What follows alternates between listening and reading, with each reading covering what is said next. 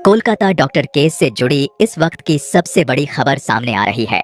बता दें कि इस मामले में सीबीआई को एक महत्वपूर्ण सुराग 1 महीने बाद मिला है। पूरे वीडियो फुटेज में मुख्य आरोपी को लाल टी शर्ट में स्पष्ट रूप से देखा गया है। पहले अनुमान लगाया जा रहा था कि यह व्यक्ति अस्पताल के स्टाफ का हो सकता है, लेकिन सीबीआई की जांच में पता चला कि कोई भी इस व्यक्ति को नहीं जानता।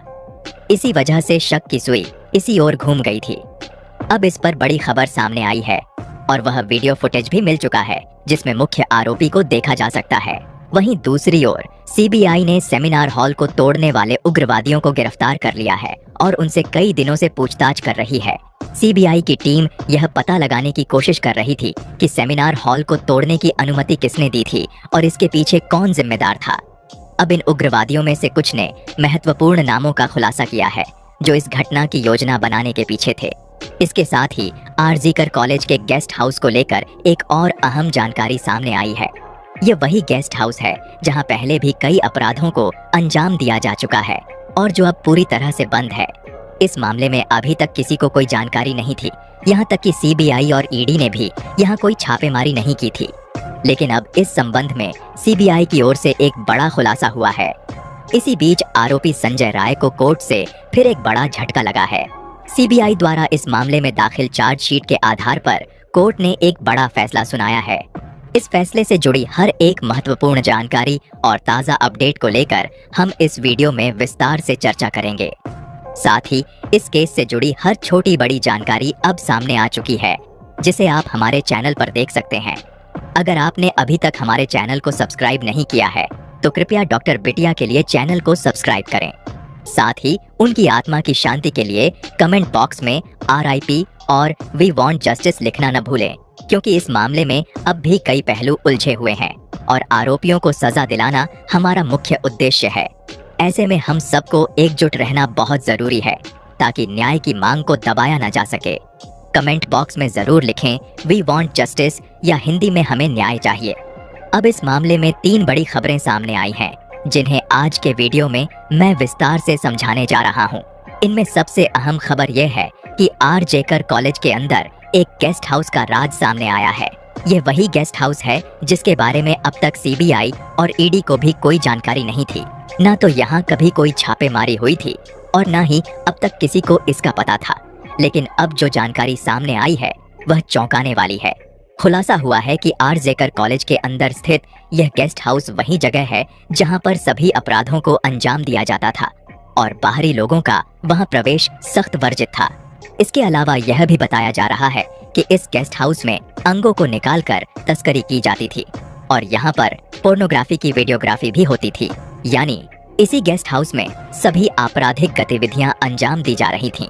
दूसरी बड़ी खबर जो सामने आई है वह यह है कि जब 8 और 9 अगस्त की रात इस पूरी घटना को अंजाम दिया गया था, उसके 4-5 दिन बाद सेमिनार हॉल को तोड़ने के लिए एक उग्रवादी भीड़ अस्पताल में घुसी थी। आपने यह खबर सुनी होगी या देखी होगी, और यदि नहीं देखी तो अब जान लें कि सेमिनार हॉल में एक बड़ी उग्रवादी भीड़ घुस आई थी जो हर जगह तोड़ फोड़ कर रही थी। लेकिन यह भीड़ यूं ही नहीं घुसी थी, बल्कि यह पूरी योजना के तहत अंदर भेजी गई थी। इस भीड़ को बुलाने का मकसद सेमिनार हॉल में बचे खुचे सबूतों को नष्ट करना था जहां इस वारदात को अंजाम दिया गया था।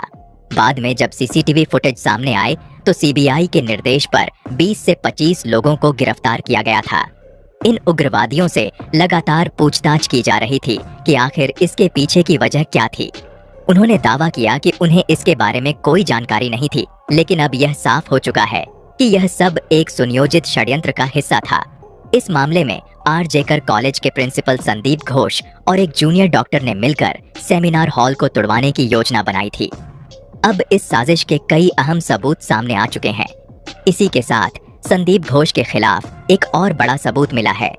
पहले ही उन्होंने रेनोवेशन के लिए जो लेटर जारी किया था वह भी सीबीआई के हाथ लग चुका है। अब संदीप घोष की मुश्किलें बढ़ती नजर आ रही हैं और वह मुख्य आरोपी और सबूतों को मिटाने वाले के रूप में फंस चुके हैं। इस वक्त जो सबसे बड़ी खबर सामने आ रही है वह वाकई हैरान कर देने वाली है। 8 और 9 अगस्त की रात को जब इस वारदात को अंजाम दिया गया था और अगली सुबह जब मामले की जानकारी मिलती है तो पुलिस फोर्स और अन्य टीमें पूरी तरह से मौके पर मौजूद थीं। डॉक्टर बिटिया के आसपास लगभग 11 फीट का घेरा बनाया गया था ताकि क्राइम सीन को सुरक्षित रखा जा सके। लेकिन उसी दौरान एक व्यक्ति लाल टी शर्ट में अंदर घुसता है और डॉक्टर बिटिया के शरीर को छूने की कोशिश करता है। वह गर्दन पर लगे निशानों को मिटाने का प्रयास करता है, जो साफ तौर पर सबूतों को नष्ट करने की कोशिश थी। इस मामले को लेकर यह महत्वपूर्ण खुलासा खुद डॉक्टर बिटिया के माता पिता ने किया है, जो इस जांच में एक अहम मोड़ साबित हो सकता है। डॉक्टर बिटिया के माता पिता का कहना है कि उनकी बेटी के गले के पास बने निशानों को जानबूझकर मिटाया गया है। उन्होंने कहा कि वह व्यक्ति जो लाल टी शर्ट में था, हाथों में किसी प्रकार का लिक्विड लगाए हुए था, जिससे उसने गले के पास से सबूत मिटाने की कोशिश की थी। अब सवाल यह उठता है कि जब वहां पुलिस और डॉक्टरों की पूरी टीम मौजूद थी और एक क्राइम सीन की तरह चारों ओर घेरा बनाया गया था, तो आखिर वह व्यक्ति कौन था? वह न तो आर जेकर हॉस्पिटल का कोई सदस्य था, न ही डॉक्टर बिटिया के परिवार का कोई सदस्य था, और न ही वहां के आसपास का कोई जान पहचान का व्यक्ति। फिर भी उस व्यक्ति को अंदर जाने की अनुमति किसने दी? ऐसा लगता है कि वह कोई इतना प्रभावशाली व्यक्ति था जिसे पुलिस भी रोक नहीं पाई। यहाँ तक कि उसने डॉक्टर बिटिया की बॉडी को छूने की कोशिश की, लेकिन किसी ने उसे रोकने की कोशिश नहीं की। ऐसी स्थिति में डॉक्टर बिटिया के माता पिता ने गंभीर आरोप लगाते हुए कहा है कि जानबूझकर कई सबूतों को मिटाने की कोशिश की गई है और इसमें कोलकाता पुलिस की भूमिका भी संदेह के घेरे में है। डॉक्टर बिटिया के माता पिता का यह भी कहना है कि चार्जशीट में लिखा था कि वे 10 बजे पहुंचे थे, लेकिन वास्तविकता यह है कि वे दोपहर 1 बजे वहां पहुंचे थे। इसके बाद भी उन्हें 3 बजे तक अपनी बेटी को देखने का मौका नहीं दिया गया। सवाल यह उठता है कि अगर डॉक्टर बिटिया के माता पिता को इतने लंबे समय तक अपनी बेटी के पास भी नहीं जाने दिया गया, तो उस लाल टी शर्ट वाले व्यक्ति को इतनी आसानी से अंदर क्यों जाने दिया गया? इससे यह स्पष्ट होता है कि मामले को दबाने और सबूतों को मिटाने के लिए योजनाबद्ध तरीके से काम किया गया था। अब एक और महत्वपूर्ण सवाल उठता है, अगर कोलकाता पुलिस सच बोल रही है, तो आखिर 10 से 11 बजे के बीच वह कौन व्यक्ति था जो डॉक्टर बिटिया के परिवार के सदस्य के रूप में अंदर घुसने की कोशिश कर रहा था? कोलकाता पुलिस का दावा है कि डॉक्टर बिटिया के परिवार वाले सुबह 10 बजे ही वहां पहुंच गए थे, लेकिन यदि वे उस समय पहुंचे ही नहीं थे, तो कौन उनकी पहचान बनाकर वहां मौजूद था? यह सवाल अब और भी अहम हो गया है। डॉक्टर बिटिया के माता पिता द्वारा किए गए खुलासे के बाद कोलकाता पुलिस पर कई गंभीर सवाल खड़े हो गए हैं। यह बात सामने आई है कि एक बड़े पुलिस अधिकारी ने न केवल उन्हें रिश्वत देने की कोशिश की थी, बल्कि उन्हें धमकाया भी गया था और उन्हें कहा गया था कि वे अपना मुंह बंद रखें। उस समय डॉक्टर बिटिया के माता पिता सदमे में थे, क्योंकि उनकी बेटी का शरीर उनके सामने पड़ा था और वे पूरी तरह से असमंजस में थे कि उनके साथ क्या हो रहा है और उन्हें क्या करना चाहिए। डॉक्टर बिटिया के पिता ने एक और गंभीर आरोप लगाया है कि पुलिस ने उनसे एक सादे कागज पर हस्ताक्षर करने की कोशिश की थी, जो इस मामले का सबसे अहम पहलू बनकर सामने आ रहा है। सवाल यह उठता है कि सादे कागज पर हस्ताक्षर कराने का क्या मतलब था? इसके पीछे कोलकाता पुलिस का उद्देश्य क्या था?